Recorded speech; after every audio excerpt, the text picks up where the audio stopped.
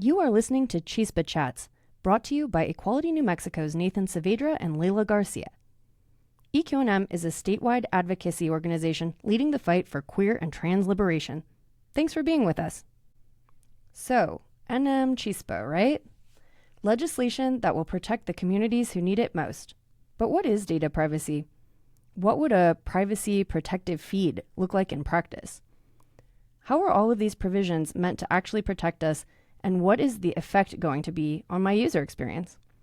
To understand these questions and more, this week's CHISPA Chat will be joined by special guest, technology expert Lena Cohen from the Electronic Frontier Foundation. EFF champions user privacy, free expression, and innovation through impact litigation, policy analysis, grassroots activism, and technology development. Learn more about the leading nonprofit defending digital privacy, free speech, and innovation at EFF.org, including EFF's own privacy-first browser extension, Privacy Badger. Welcome to CHISPA Chats, where we dive into data privacy, what's at risk, and how a lack of protections will impact New Mexicans. I'm Nathan Saavedra, joined today by an expert in the field of data privacy, Lena Cohen, staff technologist from the Electronic Frontier Foundation. Why don't we start with just learning a little more about who you are and who the Electronic Frontier Foundation is and what y'all do. How did you get to where you are, and what parts of your work are you proud of? Thank you for having me. My name is Lena, and I'm a staff technologist at the EFF, the Electronic Frontier Foundation. I use she or they pronouns. Our EFF is a nonprofit team of lawyers, technologists, and activists, all trying to make sure that when you go online, your rights come with you. We've been fighting online surveillance and censorship for over 35 years. In terms of how I got here, I originally got into computer science because I was scared by the ways technology was harming people and exacerbating societal issues. I wanted the technical background to understand how that was happening and also figure out how to fight back. That's why one part of my work that I'm proudest of at EFF is working on technology that fights privacy invading technology. I helped develop Privacy Badger, EFF's free browser extension. It's used by over 3 million people to stop companies from tracking them as they browse the web.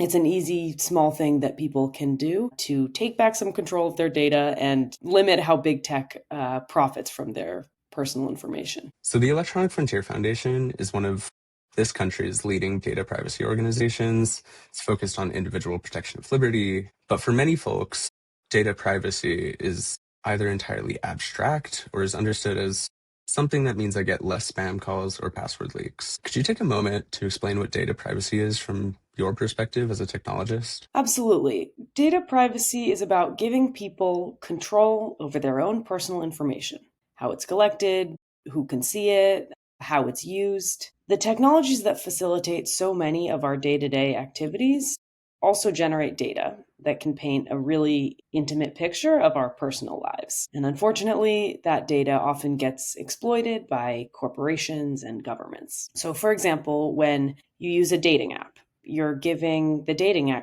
app company access to lots of personal information, like your photos, your location, your sexual orientation, and more. Without data privacy protections, the dating app company can use that information basically however it wants, without telling you or asking for permission. It could share that information with advertisers or data brokers who could then resell it to scammers or stalkers or insurance companies. Unfortunately, many of the companies we interact with are using our data in ways that you wouldn't expect and probably wouldn't consent to if they asked. You shouldn't have to go out of your way to make sure your data isn't used against you. Data privacy should be the default for everyone. Thank you for that answer. Yeah, that's definitely something that we've been trying to relay to New Mexicans throughout the entirety of our campaign here for NMCHISPA. Not a lot of folks realize how dangerous that information can be. And a common response that the NMCHISPA coalition has been receiving since the launch of this campaign is very much so along the lines of, would any solutions really work? My data is already available anywhere and everywhere, so what's the actual point? I'm wondering what your response to these folks would be. Understand why people feel that way. Companies have been harvesting and sharing our data for years, so people have gotten used to seeing targeted ads that are so creepy they make people think their phones are listening to them. But creepy ads are just the tip of the iceberg when it comes to the consequences of unregulated data sharing. To deliver these hyper-targeted ads, tech companies have built this massive surveillance and data sharing ecosystem that can be co-opted by anyone, not just advertisers. And this has serious consequences. It allows fraudsters to identify and target elderly people who are susceptible to their scams. It allows predatory companies to target vulnerable people in financial distress. It has allowed anti-abortion groups to target actual Planned Parenthood visitors with anti-abortion ads. It even allows the government to track people's location without a warrant.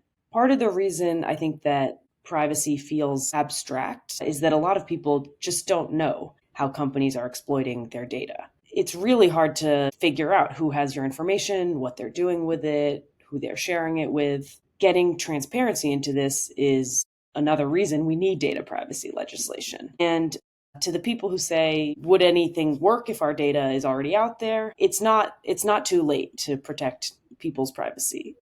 The consequences of unchecked data collection and sharing will unfortunately just get worse if we don't pass data privacy laws. For example, companies are increasingly using AI and personal data to set individualized prices, a practice called surveillance pricing. That means people could be charged different prices for the exact same product based on information that companies shouldn't even have, like people's browsing history across the web.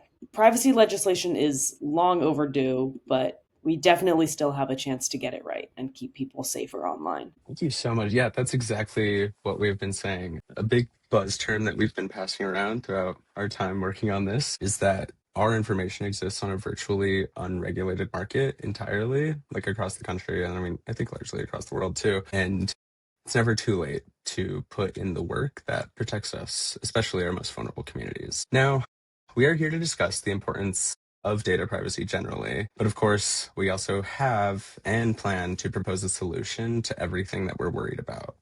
NMCHISPA is also drafted legislation that we've shared with you and your team at EFF. While we're here to dive into your expertise as a technologist, there are a number of buzzwords in this legislation that mean something, even as they exist widely misunderstood. And before we dive into those other things, though, would you mind sharing any initial thoughts you have about the content of the NMCHISPA legislation? Yeah, overall, this bill would do so much to help people protect their sensitive information and prevent companies from exploiting it. It can help prevent some of the worst ways that people's data is used against them, making them safer both online and offline. Unfortunately, there are a lot of state privacy laws that were written by big tech lobbyists to give the impression of protecting people while actually protecting companies' invasive and harmful business practices. NMCHISPA is different. It's actually protecting people and not profits. It's designed to make privacy the default rather than a right that people can only access by reading the fine print or navigating a maze of settings for every service they use. One part of the bill that I want to highlight as being especially protective is its enforcement mechanism. Privacy laws are only as strong as their enforcement. Many state privacy laws can only be enforced by government officials who often don't have the time or resources to enforce privacy laws at the scale that they're being broken across the internet. This leads many companies to simply ignore privacy laws and factor the small risk of enforcement into the cost of doing business. NMCHISPA, on the other hand, allows ordinary people to sue when their privacy rights are violated. And that is essential to making sure that companies don't ignore people's privacy protections. That's exactly That's exactly the thought process that went into the drafting of this bill and this piece of legislation. So many of these political officials that you mentioned are also super busy, extremely overworked as government employees. And not only that, but a number of times they are also in politicized positions, in which case maybe they wouldn't want to pursue a case that was brought to them for violating the content or the outline of what was outlined in NMCHISPA. And so, yes, we are very proud that NMCHISPA is a different kind of bill, that is focused on putting New Mexican communities first and pioneers a user-friendly, privacy-first protection mechanism. For folks who may be wondering just how much and what kind of data is being collected, could you share some ways that our data is being collected by these online entities? Unfortunately, your data is being collected from so many places and by so many companies. Whenever you browse the web, you're probably being tracked.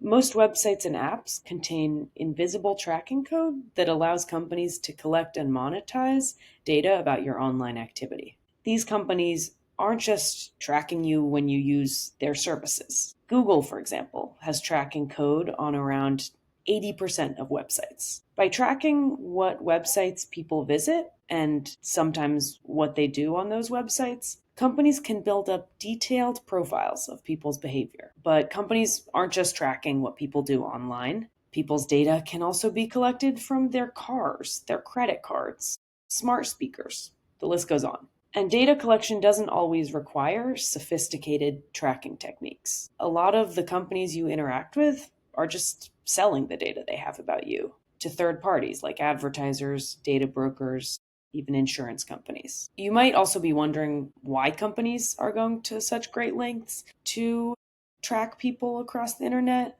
It's motivated by this dominant model of advertising where ads are targeted based on people's online and offline behavior. This model incentivizes companies we interact with to collect as much of our data as possible. But just because your data is collected for advertising doesn't mean that's the only way it's used. Thank you for that terrifying note. Very appreciative of that. And then I just want to also mention that something that we've heard from our good friends at the ACLU is that you don't even need to actively be engaging in like clicking online activity, that there's some collection mechanism utilized by these companies that like counts the number of seconds that you hover your mouse over a certain ad or, over something like that. Is there anything that you can say on that? When you visit a website, it's usually loading content from many different companies. So a website might be loading resources from advertising and analytics companies. And so when you visit that site, they are getting data about people on sites that they don't operate. This is called third-party tracking. Many of the advertising and analytics companies that are embedded across the web have techniques to identify and track people across the web so that they can connect information about their behavior across the web. One type of tracking that companies can do is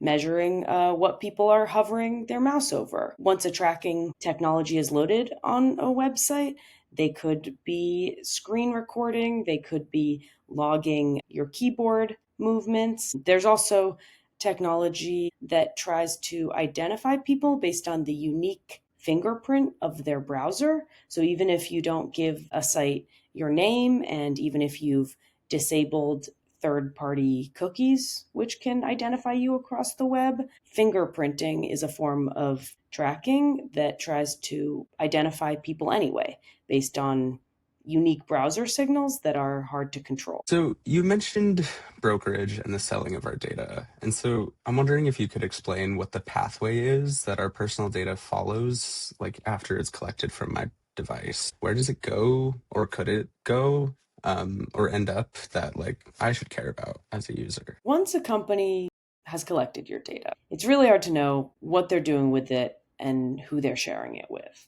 But once companies have amassed a lot of data, they predictably look for ways to profit from it. One of the most concerning places that they can send your data is to data brokers. Sometimes companies sell information directly to data brokers, but oftentimes companies share data with data brokers in the process of monetizing data through advertising. Companies broadcast data to insecure advertising networks that data brokers are often eavesdropping on. To back up a little, data brokers are companies whose primary business is collecting and selling information about people, oftentimes people who they have no relationship with and don't provide any services to.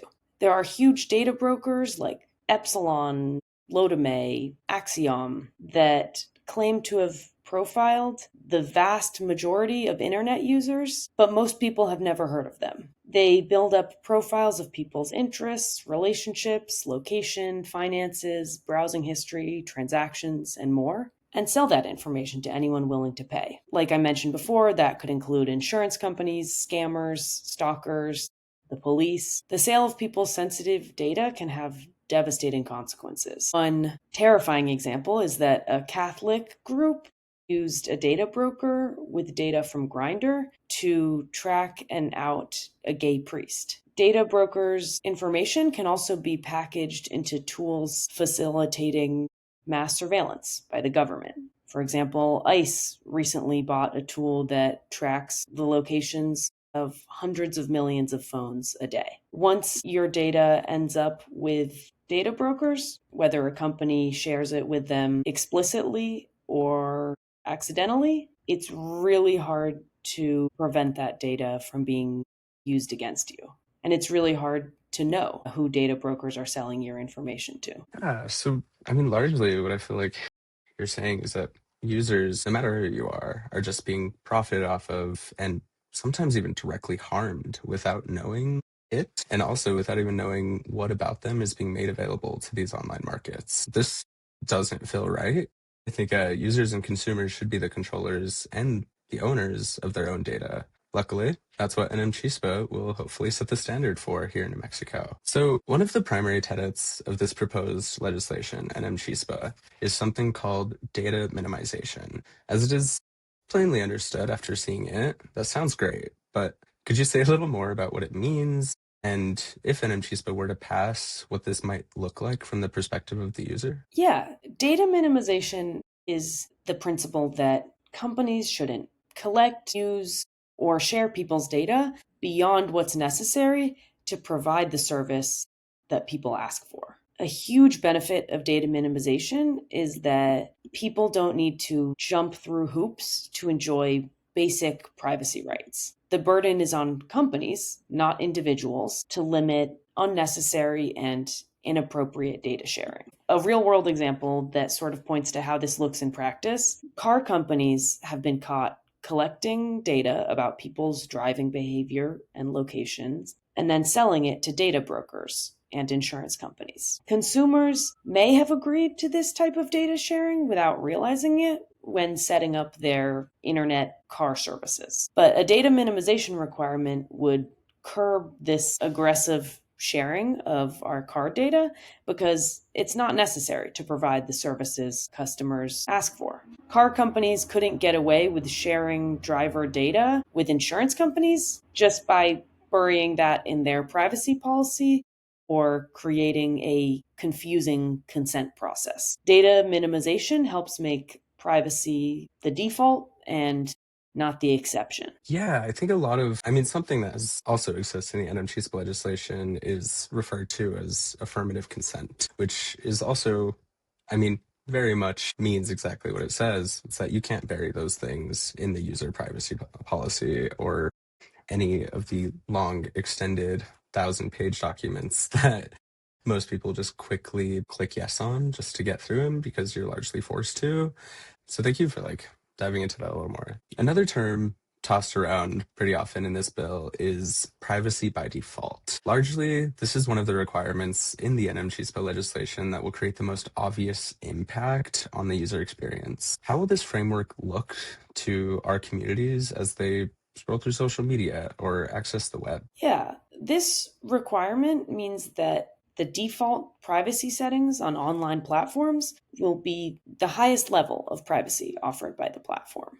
This is important because research shows most people don't change default settings. So companies often set their default privacy settings to the lowest level, and only people with the time and knowledge to modify these privacy settings end up benefiting from them. For example, Meta has a setting to allow advertisers to target you based on information that Meta collected by tracking you across the web. Most people don't even know about this setting. With privacy by default, this would be off by default, and people would start with the strongest protections automatically. Only people who truly want to share more would have to take the additional steps. I think that's a super helpful breakdown, Lena. Thank you. Yeah, so this bill doesn't actually restrict any user who wants to have their data sold or processed or collected by these organizations. And for those who don't care or just want to feel more protected and private in what they do online, there's no hoops to jump through, no major complicated understandings of extreme definitions or anything else. And this will go a long way in protecting our most vulnerable groups. So beyond the harms that targeted advertising can have when it exploits or targets vulnerable communities, the infrastructure that powers targeted advertising can be co-opted to build up the surveillance machine. Data brokers, stalkers, and even law enforcement can gain access to your information. Well, this feels scary and oftentimes dangerous.